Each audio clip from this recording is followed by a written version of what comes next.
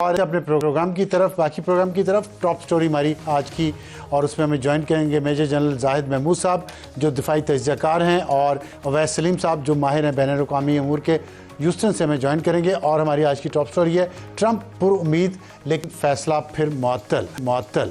और इसके बाद हमारा आज का हॉट इशू होगा खुर्रम हुसैन साहब के साथ, जिसमें हम बजट के बाद क्या मज़ीद महंगाई आ रही है या तनख्वाह में इजाफा हो रहा है, इस पर बात करेंगे। और हमारी टॉप स्टोरी ट्रंप पुरुम्मीद लेकिन फैसला फिर मुअत्तल। जनरल जाहिद साहब, आपसे बात का आगाज़ करते हैं। ये बताइएगा कि एक फ़ैसला हुआ, प्रेसिडेंट ट्रंप ने ट्रुथ सोशल पे एक पोस्ट की और उसमें बहुत सारी चीज़ें अनाउंस की। उसके बाद फिर एक मीटिंग हुई सिचुएशन रूम में, बाद भी फॉर्मली कोई फैसला अनाउंस नहीं किया। आपको कोई कन्फ्यूजन नज़र आ रही है वाइट हाउस में? जी, बिस्मिल्लाहिर्रहमानिर्रहीम। थैंक यू वेरी मच अबसार साहब फॉर हैविंग मी। देखिए, कंफ्यूजन और तो नजर आ रही है जी। कंफ्यूजन तो बहुत जगहों पर नजर आ रही है। प्रॉब्ली ये सारी कंफ्यूजन जो जन्म ले रही है, ये वो अनफॉर्चुनेटली जो आप एक पहले ही बातचीत को शेप दिए बगैर या बातचीत को बढ़ाए बगैर या स्ट्रांगली इस्टेब्लिश किए बगैर जब आप अपनी होम ऑडियंस को एड्रेस करना शुरू कर देते हैं, प्रेशर ग्रुप्स को एड्रेस करना शुरू कर देते हैं, जब आप अपने उन एलिमेंट्स को एड्रेस करना शुरू, जो हार्ड लाइनर्स कहलाते हैं जी, जो खुश नहीं है आपकी पॉलिसी से, of talks, policies of talks से जो खुश नहीं है, तो उनको जब आप देखना चाहते हैं तो बहुत सी अप्रीहेंशन भी साथ शामिल हो जाती है, तो तब थोड़ी सी कंफ्यूजन पैदा होती है। देखिए, दोनों तरफ एक परप्लेक्स्ड किस्म का सिस्टम है जी। दोनों तरफ से एक कंफ्यूजन तो ना कहें, लेकिन एक अनरिलायबिलिटी कह ले, या जो पास्ट की हिस्ट्री है 47 ईयर्स को लेकर चल रही है, उसकी वजह से जो अनरिलायबिलिटी इस्टेब्लिश होगी, आई थिंक उस वजह से थोड़ी सी कंफ्यूजन नजर आ रही है। बट एक चीज में तो मुझे ठीक। कोई शक नहीं है, एक चीज पर तो दोनों इस नतीजे पर पहुंच चुके हैं कि मिलिट्री से हम अपने अहदाफ हासिल नहीं कर सकते, होने तो इसी नेगोशिएशन से हैं। अब दोनों कोशिश कर रहे हैं कि बेस्ट से best possible notion of victory draw किया जाए थ्रू दिस डायलॉग जी। ठीक। वैसे आप अमेरिका में मौजूद हैं, हम पाकिस्तान में मौजूद हैं, और ईरान हमारा हमसाया है। ज़ाहिर है हम पे तो डायरेक्ट असरात आ रहे हैं इस जंग के, और पाकिस्तान चाहता है कि ये जंग फ़ौरन ख़त्म हो और मईशत और तेल की कीमतें बेहतर हों। अमेरिका में भी सिचुएशन ऐसी है, जैसे जनरल साहब ने कहा कि होम ऑडियंस के लिए प्रेसिडेंट ट्रंप ये कर रहे हैं। हमें तो खबरें मिलती हैं कि वहाँ पे प्रेसिडेंट ट्रंप बहुत अनपॉपुलर हो गए हैं इस जंग की वजह से, और तेल और गैस की कीमतें बढ़ने की वजह से। आपका क्या तजिया इस पे? जी बहुत शुक्रिया अबसार साहब। देखिए, आपका तजिया बिल्कुल दुरुस्त है, और जो खबरें आपको इस हवाले से मिल रही हैं, अब तो अमरीकी मीडिया इस पर खुलकर बात कर रहा है कि आम लोग जो इस जंग से मुतासर हुए हैं, और ये जो जंग है ये पिछले 20 साल में जो एक वॉर फटीग है अमेरिका के अंदर, जिसका फ़ायदा उठाकर डोनाल्ड ट्रंप ने कैंपेन की थी, और उन्होंने कहा था कि न सिर्फ मैं जंगें ख़त्म करूंगा बल्कि उस कीमतों में भी कमी लाऊंगा। वो दोनों चीज़ें नहीं हो सकी, बल्कि एक नई जंग उन्होंने छेड़ दी। अब पहले हफ्ते में इस जंग के कोई 11 अरब डॉलर का खर्चा तो पेंटागन ने अपने मुंह से खुद माना था। अभी कोई 2 हफ्ते पहले पेंटागन के जो फिगर्स थे उसके मुताबिक वो 29 अरब डॉलर इस जंग पर अभी तक खर्च कर चुके हैं, और जो इंडिपेंडेंट इकोनॉमिस्ट हैं वो ये कह रहे हैं कि ये खर्चा 50 अरब डॉलर से ज्यादा है, और ये सिर्फ डायरेक्ट मिलिट्री एक्सपेंस की बात हो रही है। दूसरी तरफ जो आम लोग हैं, जो गैस, ऑयल, फर्टिलाइजर और उसकी वजह से जो अशियाए ज़रूरिया की कीमतें बढ़ी हैं, उनकी वजह से जो इजाफी अखराजात उनको करने पड़ रहे हैं, उसका तखमीना अब तक कोई 60 अरब डॉलर से ज्यादा लगाया जा चुका है। उसकी वजह से जितने पोल्स हो रहे हैं इस वक्त, उन पोल्स में खास तौर पर जो मेगा सपोर्टर्स हैं, जिसमें कहा जाता है कि ऐसे नौजवान जो वाइट हैं, क्रिश्चियन हैं और उनके पास कॉलेज डिग्री नहीं है, वो मेगा की कोर बेस है, वो उनमें जो नया पोल आया है तकरीबन 20 पॉइंट्स की कमी हुई है डोनाल्ड ट्रंप की सपोर्ट में। खास तौर पर अनएम्प्लॉयमेंट के जो नंबर्स हैं, जो इन्फ्लेशन के नंबर्स हैं, उसमें उनके हिमायती भी उनसे खुश नहीं है। दूसरी तरफ ये कहा जा रहा है कि ये अगर सूरत हाल इसी तरह बरकरार रही, फर्ज कीजिए कि आज कोई डील हो जाती है जिस तरह व्हाइट हाउस बार बार क्लेम कर रहा है, अगरचे ग्राउंड पर उसके आसार नजर नहीं आते, तब भी ये कीमतें मामूल पर आते आते कई हफ्ते बल्कि महीने भी लग सकते हैं, और इस दौरान में जो नवंबर के वस्त मुद्दती इंतखाबात हैं वो आ जाएंगे, और उनमें एक वाज़ेह शिकस्त इस वक्त डोनाल्ड ट्रंप की टीम को नजर आ रही है। लेकिन कल जो मीटिंग हुई है उसमें भी जब ये सवाल उठाया गया तो डोनाल्ड ट्रंप ने यही कहा कि वो इस बारे में कोई खास सोचते नहीं हैं, वो फिक्र में मुब्तला नहीं है, बल्कि वो ईरान की डील जो है उसके बारे में ज्यादा फिक्रमंद है, लेकिन आसार कुछ अच्छे नहीं है उनके लिए। ठीक।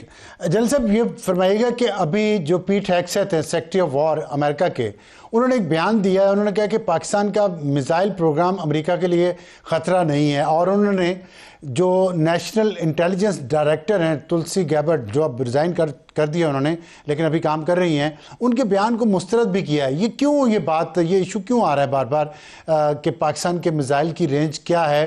एक क्वेश्चन यहाँ पे भी मैंने अभी पढ़ रहा था कहीं पे कि पाकिस्तान को लॉन्ग रेंज मिसाइल्स की ज़रूरत क्यों है?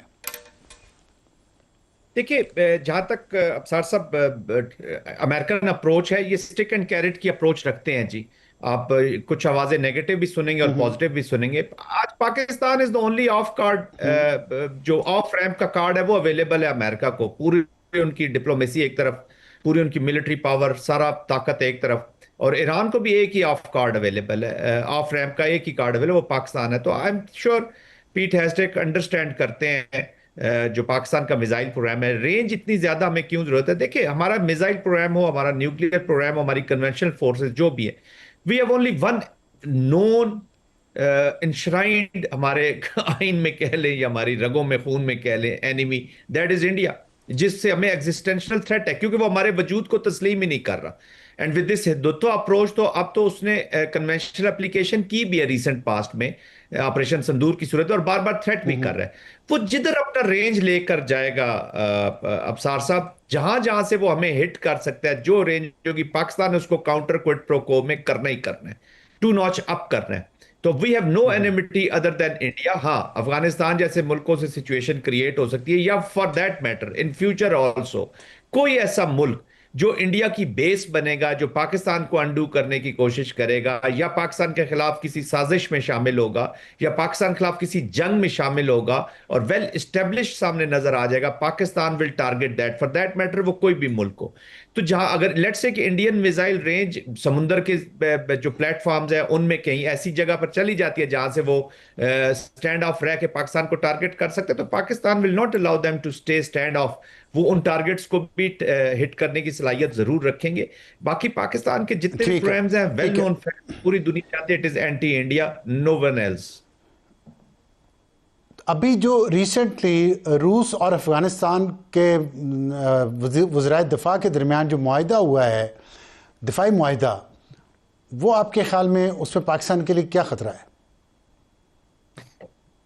जी देखिए, रशिया से ही रिपोर्ट्स आई हैं, बहुत सारी रिपोर्ट्स आई हैं जिसमें जो टेररिज्म वहाँ से स्प्रेड हो रहा है, वो वहाँ से अफगानिस्तान की सरजमीन से, रशिया खुद उसको मेंशन कर रहा है, ISIS के बारे में जो बातचीत। बट एनीवेज, रशियंस ने एक फैसला किया कुछ अरसा पहले कि वो अफगानिस्तान के ये जो डिफेक्टो रूलर्स हैं, जो गो के उनको वो मानते नहीं है, लेकिन उनके साथ एक इस्टेब्लिश करना चाह रहे हैं। इस वक्त कंटेस्टेशन चल रही है अफसार साहब इस पूरे रीजन के अंदर, और रशिया ऑलरेडी यूक्रेन में वॉर के अंदर है। They are trying to save, वो नहीं चाहते कि अब अफगानिस्तान को बिल्कुल छोड़ दें और यहाँ पे अमेरिकन का या किसी और का इन्फ्लुएंस बढ़े या उनकी प्रेजेंस बढ़े। बैकयार्ड में वो कभी भी नहीं चाहेंगे कि यहाँ पे अमेरिकन का इन्फ्लुएंस बढ़े, या फॉर दैट मैटर किसी और मुल्क का, तो वो उनको ये लॉलीपॉप देते रहेंगे। बट एनीवेज, अगर हम समझते हैं कि रशिया का ये जो भी हमारे अपने जो सॉवरन कंट्री है रशिया, वो अपना मुआहिदा कर सकती है, गो कि वो ये नॉन स्टेट एक्टर्स की गवर्नमेंट एंड रिकॉग्नाइज्ड गवर्नमेंट नहीं है, but anyways this is their own deal. But anyways, जो भी पाकिस्तान के खिलाफ already India is sitting in Afghanistan, Pakistan को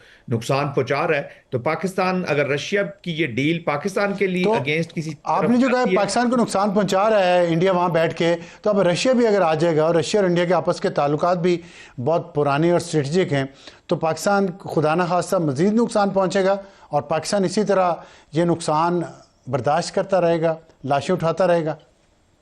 देखिए, एससीओ के फोरम्स में जो रैट्स की ऑर्गेनाइजेशन है उसके अंदर पाकिस्तान और रशिया की बड़ी ज़बरदस्त कोलैबोरेशन है। Russia is very much Cognizant with the Pakistani concerns, और उनको बिल्कुल पता है कभी भी वो ऐसी डील नहीं करेंगे या कोई ऐसी चीज़ नहीं करेंगे जिससे वो डायरेक्ट पाकिस्तान के साथ कन्फ्रंटेशन में आए। Russia also needs Pakistan. Russia इस वक्त चाइना का जो पिवटिंग है या चाइना का जो सी पैक है उसके साथ जुड़ना चाहेगा, और कभी भी वो इनस्टेबल अफगानिस्तान नहीं जाएगा चाहेगा। और रशियंस कोशिश भी करते रहे कि अफगानिस्तान के अंदर से पाकिस्तान के खिलाफ ऐसी कोई बातचीत ना हो। तो I think it is more of A politics, एक एक गैलरीज को दिखाने ठीक। के लिए ज्यादा है। ऑन ग्राउंड इतनी कंक्रीट चीजें होती नजर नहीं आ रही जी मुझे।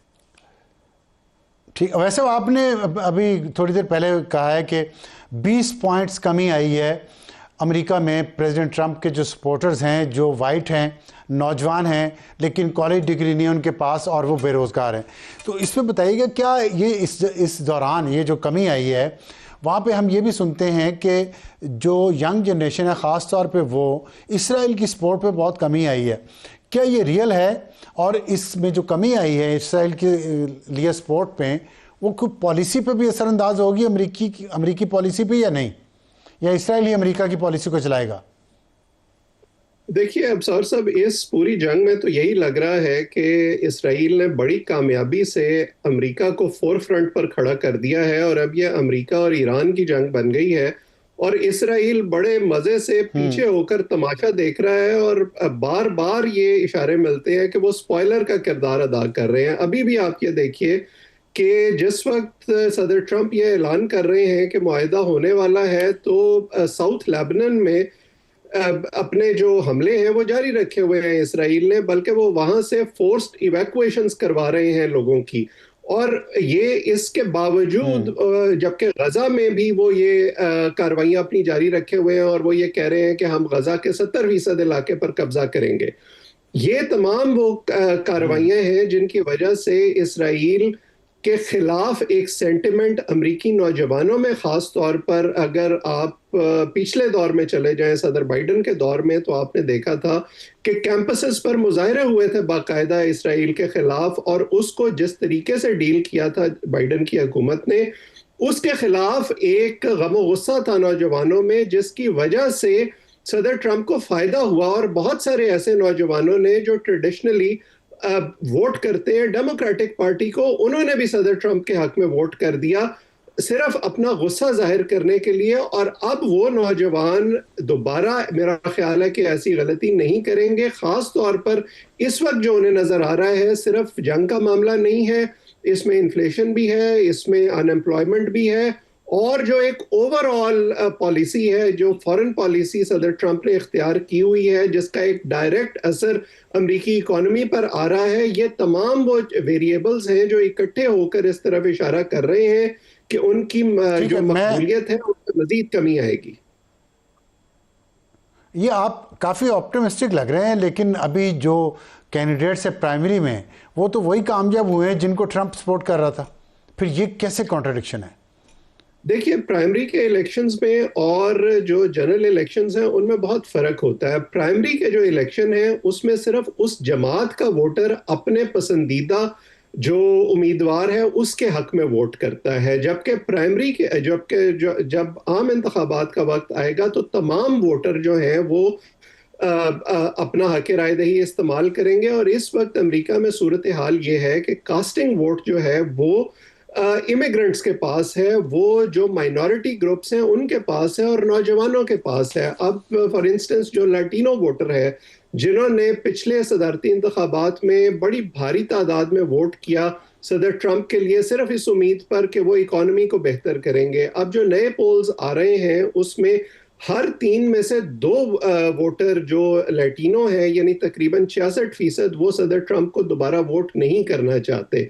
इसी तरह नौजवानों के जो पोल्स हो रहे हैं उसमें भी हमें यही ट्रेंड नजर आ रहा है। सो इम्कान यही है। और अगर हम हिस्टोरिकल ट्रेंड को भी देखें, जब भी इस तरह की इकोनॉमिक सूरत हाल हुई है 1860 से की दहाई से, जब से ये 2 पार्टी सिस्टम अमेरिका में राइज हुआ है, 41 दफा में से सिर्फ 4 दफा ऐसा हुआ है कि जो हुकूमती पार्टी है वो दोबारा मुंतखब हुई हो वस्त मुद्दती इंतखाबात में। पिछले 5 जो वस्त मुद्दती इंतखाबात थे उनमें सिर्फ एक दफ़ा ऐसा हुआ है, और तब भी जो इकोनॉमिक सूरत हाल थी वो इतनी मखदूश नहीं थी। सो इस वक्त जो सूरत हाल है ठीक। वो बिल्कुल ऐसी नहीं है जिसको सामने रखकर ये कहा जा सके कि सदर ट्रंप सकते हैं, और ऐसी सूरत में जब उन्हें सिर्फ 5 नशिस्तों की बर्तरी हासिल है कांग्रेस के अंदर।